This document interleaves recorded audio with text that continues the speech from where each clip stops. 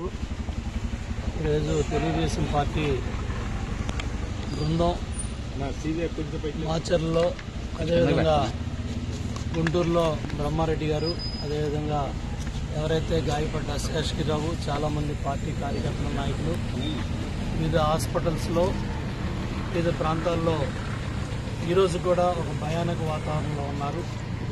ఎందుకంటే ఇవాళ కూడా బాధితులకి బెదిరింపులు వస్తూ ఉన్నాయి, ఫోన్ కాల్స్ వస్తూ ఉన్నాయి.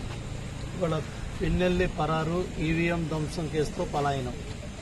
ఇవాళ ఏదైతే ఆ రోజు 13వ తారీఖున మధ్యాహ్నం స్వయంగా శాసనసభ్యుడు పోటీ చేసే అభ్యర్థి పిన్నెల్లి రామకృష్ణారెడ్డి ఈవీఎంలు పాల్గొట్టారు.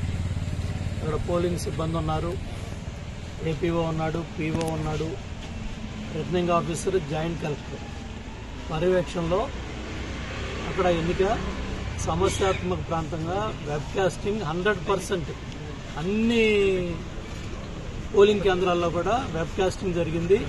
మొత్తం రికార్డ్ అయింది.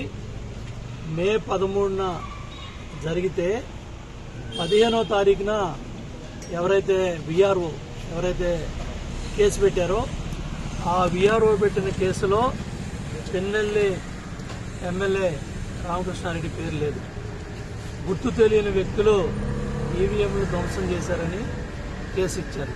అంటే చీఫ్ సెక్రటరీ జవహర్ రెడ్డి నాయకత్వంలో ఎవరైతే ఇక్కడ అధికారులుగా నియమించబడ్డారో, ఆర్ఓలు కావచ్చు, పీఓలు కావచ్చు, పోలింగ్ సిబ్బంది కావచ్చు, వీళ్ళందరూ కూడా చీఫ్ సెక్రటరీ ఆధ్వర్యంలో రాష్ట్ర ప్రభుత్వం నియామకం చేసింది. ఈసీ ఏదైతే సీఈఓ కేంద్ర ఈసీ దృష్టికి కూడా తీసుకెళ్లడం జరిగింది.